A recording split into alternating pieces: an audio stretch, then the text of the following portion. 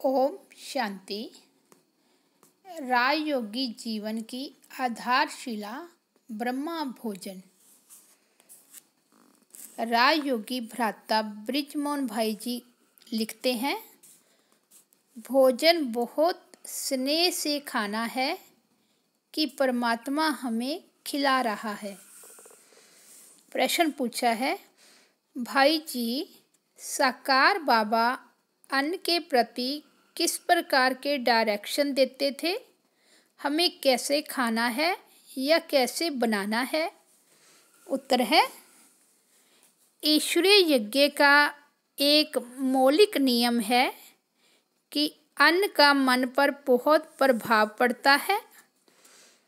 साकार ब्रह्मा बाबा इस बात पर बहुत ही ध्यान देते थे, क्योंकि हमें मन को शुद्ध करना है, मन को कंट्रोल में लाना है, तो ऐसा कोई भोजन नहीं लेना चाहिए जिससे मन आउट ऑफ कंट्रोल हो।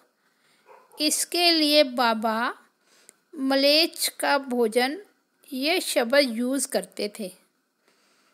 उसमें बाबा कहते थे, मांसाहार है, नशा करना है, ये चीज़ें मन को तमो प्रधान बनाती है, दूषित बनाती है।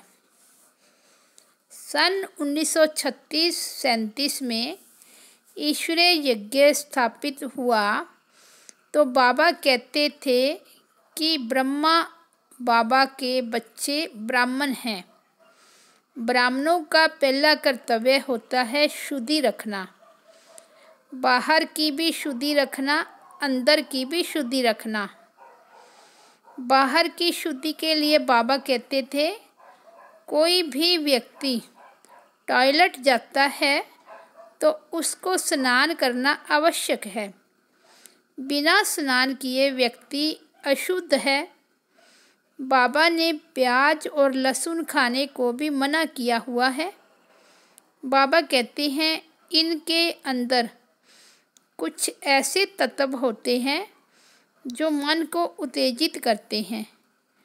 प्याज को जब व्यक्ति काटता है तो उसकी आंखों से आंसू आ जाते हैं। इससे पता लगता है कि इसे विषैला फूड क्यों कहते हैं। बासी भोजन को भी बाबा मना करते थे। बाबा यह भी कहते थे, यज्ञ का कना दाना बहुत बहुत वैल्यूएबल है। बाबा कहते थे, एक तो भोजन में पड़ने वाली वस्तुएं सात्विक होनी चाहिए, दूसरे जो उसको बनाते हैं उनकी वृत्ति का भी बहुत असर पड़ता है।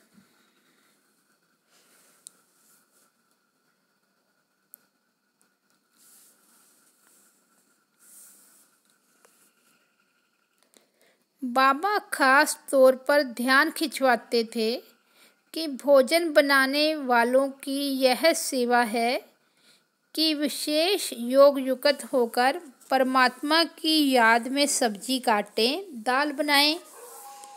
बाबा कहते थे कि भोजन तैयार हो जाता है तो उसको फिर शिव बाबा को भोग लगाएं ताकि उसमें शक्ति आ जाए। नॉर्मल भोजन में नॉर्मल शक्ति रहती है, लेकिन परमात्मा की याद से एक अलौकिक शक्ति भरती है जो मन को शुद्ध करती है। फिर बाबा कहते थे, जब खाएं तो खाते समय भी खास ध्यान रखें कि हम अपने शरीर को, शरीर के द्वारा मन को ईश्वरीय प्रसाद खिला रहे हैं। इसी ध्यान में रह कर के खाएं, बाबा की याद में खाएं। बातचीत न करें। ऐसा भोजन भी एक प्रकार से आत्मिक शुद्धि का बहुत बड़ा साधन है। बीच बीच में हफ्ते में एक बार बाबा खुद भी बच्चों के साथ भोजन पर बैठते और बच्चों को दृष्टि भी देते थे ताकि हम देख सकें कि बाबा किस प्रकार से भोजन करते हैं। बाबा कहते थे रॉयल्टी यही है कि एक बार लिया फिर दूसरी बार नहीं लेना चाहिए।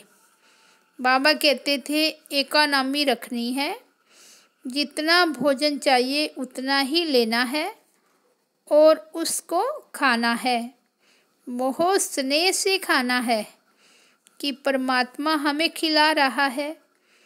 बाबा दिखाने के लिए खुद भी बच्चों को एक एक गिट्टी खिलाते थे। वैसे तो हर विशेष दिन विशेष भोग लगता था, उसके अलावा गुरुवार रखा हुआ था। विशेष दिन पर भोजन को भोग के रूप में बनाया जाता था, भोग लगाकर खाया जाता था। दुनिया में लोग ब्रह्म भोज करते हैं, इसका अर्थ वे लेते हैं अच्छा भोजन खाना, लेकिन वास्तव में इनका नाम है ब्रह्मा भोजन, अर्थात ब्रह्मा के द्वारा भोजन करने की जो विधि सिखाई गई है वह बहुत ही सुंदर है।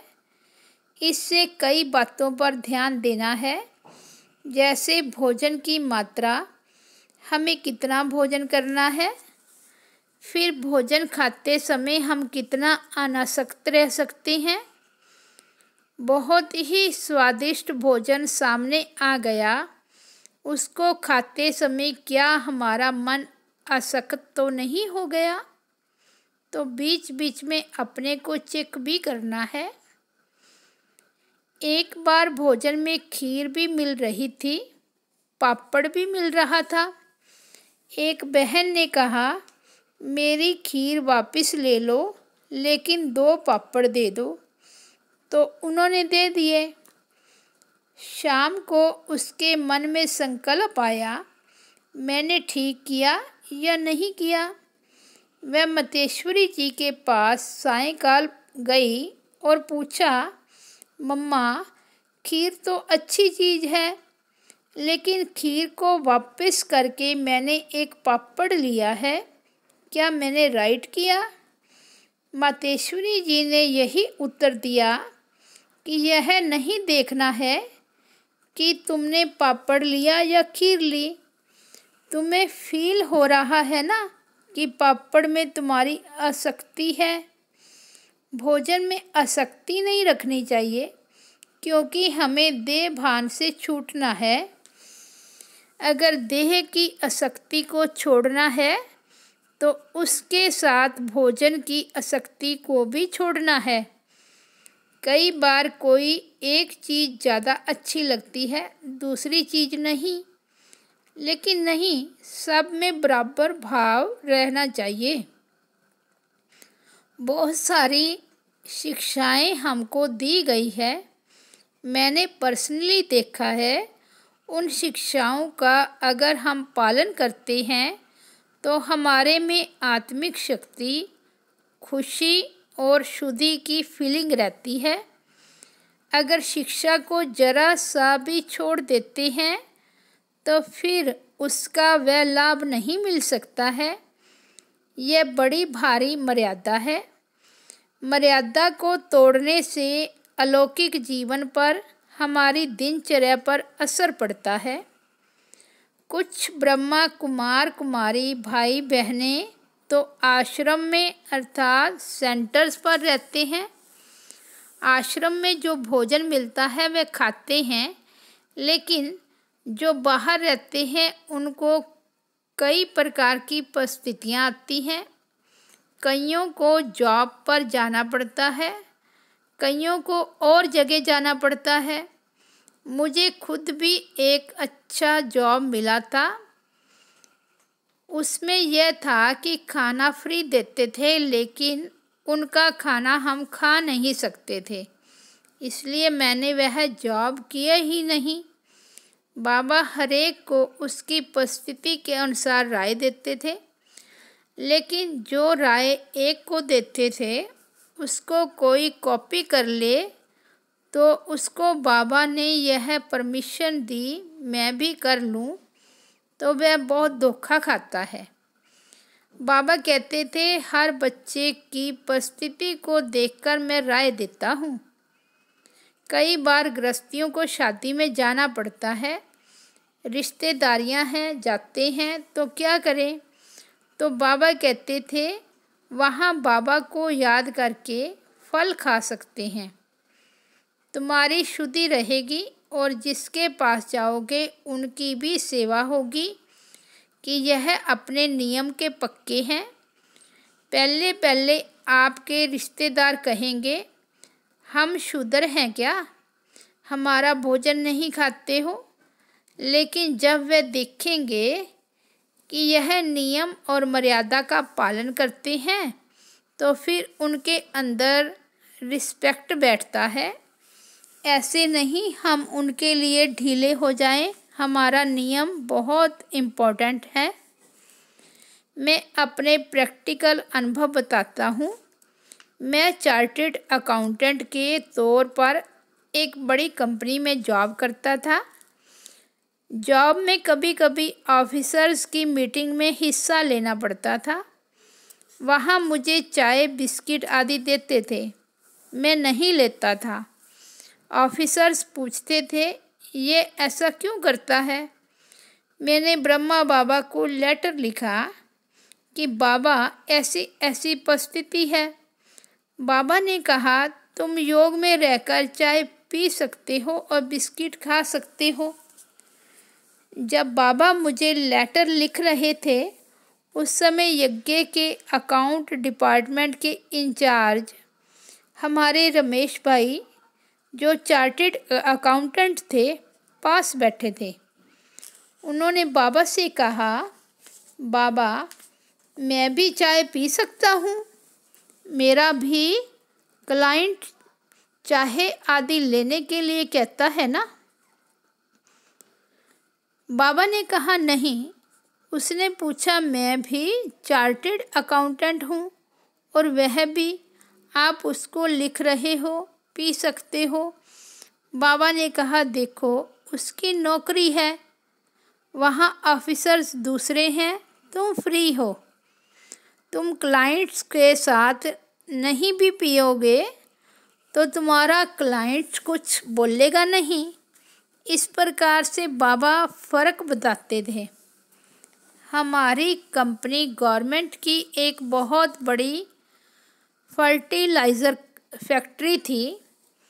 वहाँ फर्स्ट टाइम हड़ताल हो गई। हड़ताल में गवर्नमेंट ने कहा कंपनी को ऑफिसर्स चलाएंगे। वर्करों ने हड़ताल की है, कोई बात नहीं, सारे ऑफिसर्स पुलिस के साथ कंपनी में जाएंगे। जो कुछ संभाल सकता है वह संभालेगा। कई ऑफिसर ट्रांसपोर्ट संभालेगा, कोई टेलीफोन, जो कुछ संभाल सकता है। सभी ऑफिसर्स को एक जगह बुलाया गया, पुलिस बुलाई गई। हमारा जो टॉप जनरल मैनेजर था उसने सबको ट्रक में भेजना शुरू किया। मुझे भी बुलाया जाना था। मैंने सोचा अगर मैं वहाँ चला गया तो जितने दिन स्ट्राइक चलेगी उनका भोजन खाना पड़ेगा। मैंने सोच लिया कि मेरी टर्न आएगी तो मैं रिज़ाइन कर दूँगा। मैं फाइनेंस डिपार्टमेंट में था। जब मेरी बारी आई तो जनरल मैनेजर ने कहा, फाइनेंस का एक व्यक्ति बाहर रहना चाहिए। इस प्रकार मुझे बाहर रख लिया गया। 18 दिन वह स्ट्राइक चली। 18 दिन सारे ऑफिसर्स फैक्ट्री के अंदर थे, मैं बाहर अपने फाइनेंस डिपार्टमेंट में था। तब मैंने देखा कि ईश्वरीय नियम का पालन करने से कितना फ़ायदा होता है। जो इस नियम का पालन करेगा उसके अंदर की शक्ति बढ़ेगी, उसकी आत्म शुद्धि होगी। प्रश्न है, भाई जी, बहुत सारी आत्माएं जो चोला बदल लेती है उसके लिए भोग लगाते हैं, उसके पीछे क्या रहस्य है? उत्तर है कोई भी आत्मा जो लौकिक में अपनी रिश्तेदार या किसी भी प्रकार से संबंधी थी या मित्र थी या सेंटर में रहती थी, तो जब वह शरीर छोड़कर चली जाती है तो आपको उसकी स्मृतियाँ आती हैं, क्योंकि आप उसके साथ रहे हुए हैं। उसकी स्मृति में आने से बंद तो करना है। दुनिया में कई लोग गई हुई आत्मा के नाम पर दान करते हैं, पुण्य करते हैं। किसी के नाम से हॉस्पिटल में कमरा बनवा देते। बाबा ने कहा हुआ है कि कोई भी आत्मा चली जाए तो आप उससे डायरेक्ट कनेक्शन नहीं कर सकते, हो भी नहीं सकता। अगर आपको उसको कुछ पहुंचाना है, वाइब्रेशन पहुंचाने हैं, शांति पहुंचानी है, संतोष पहुंचाना है, तो केवल शिव बाबा के द्वारा कर सकते हो। जैसे इंटरनेशनल फ़ोन होता है, उसके नंबर लगाने से आप सारे विश्व से बात कर सकते हो। बाबा ने कहा यह एक विधि है। जो लोग इस तरह से जाते हैं उनके लिए बाबा को भोग लगाते हैं। इससे लगाने वाले को भी आत्मिक शुद्धि होती है। जिस आत्मा के निमित्त लगाते हैं उसको भी इसका प्रकंपन पहुंचता है। यह इसका रहस्य है। प्रश्न है, क्या वह आत्मा भोजन स्वीकार करती है? उत्तर है, आत्मा भासना लेती है, भोजन तो शरीर खाता है। वह आत्मा तो शरीर रहित है, इसलिए भासना ले सकती है। हम बाबा को भोग लगाते हैं तो क्या बाबा भोजन खाता है? भासना लेता है तो भासना पहुंचती है। प्रश्न है, भाई जी, बाबा सिखाते हैं जब हम भोजन करते हैं तो रॉयल तरीके से करना चाहिए। बाह्य रूप से क्या क्या चीज़ें हैं जिसका ध्यान रखना है? बचपन में हमको कई बार बोलते थे कि पूरा हाथ गंदा नहीं होना चाहिए। उत्तर है, यह तो बाहर की चीज़ें हैं, दुनियावी चीज़ें हैं। दुनिया में आध्यात्मिकता तो है नहीं, उन्होंने बाहर के नियम बना दिए हैं। दुनियावी रॉयल व्यक्ति कटोरी से पूरी दाल खाली नहीं करेगा, थोड़ी छोड़ेगा। अगर पीने की चीज़ है तो पूरा गिलास नहीं पिएगा, धीरे धीरे पिएगा, मुंह बंद करके पिएगा। आज समाज में इसी को रॉयल्टी समझा जाता है। वास्तविकता यह है कि रॉयल्टी संस्कार की होती है। भोजन के समय कोई धैर्य से भोजन का इंतज़ार करता है और किसी को इच्छा अधैर्य हो जाती है कि मुझे कब भोजन मिलेगा। अब मान लो सब भाई बहनें इकट्ठे बैठे हैं, ब्रह्मा भोजन सर्व हो रहा है। कई शांति से अपनी स्थिति में रहते हैं। कईयों के मन में आता है कब सर्व होगा। अपनी स्थिति में रहना, इसको रॉयल्टी कहा जाता है। कितनी मात्रा में खाना है, किस स्थिति में खाना है, ये संस्कार की रॉयल्टी है। कई मेडिकल दृष्टिकोण से कहते हैं 32 बार चबाकर खाना चाहिए। जब मैं शुरू में आया था, एक दिन पांडव भवन माउंट आबू में 36 प्रकार का भोजन दिया गया। थाली में ऐसी छोटी छोटी कटोरियाँ थी जिसमें हम नॉर्मली चटनी डालते हैं। हम अपने घर में 2-3 ही आइटम्स खाएंगे, लेकिन कटोरी भर के खाएंगे। मेरे को लगा इतनी छोटी कटोरियाँ, ये क्या भोजन है, मैं तो जल्दी से खा जाऊंगा। लेकिन जब खाना शुरू किया, एक तो इतनी वैरायटी देखकर मन भरा गया। फिर 5-6 कटोरियाँ खाकर ही पेट भर गया। तब मैंने रॉयल्टी सीखी। एक है कटोरी को उठाकर पीना और एक है कि थाली में रखी से धीरे धीरे खाना, यह रॉयल्टी है। धीरे धीरे बाबा हमें स्वाभाविक तरीके से रॉयल्टी सिखा देता है।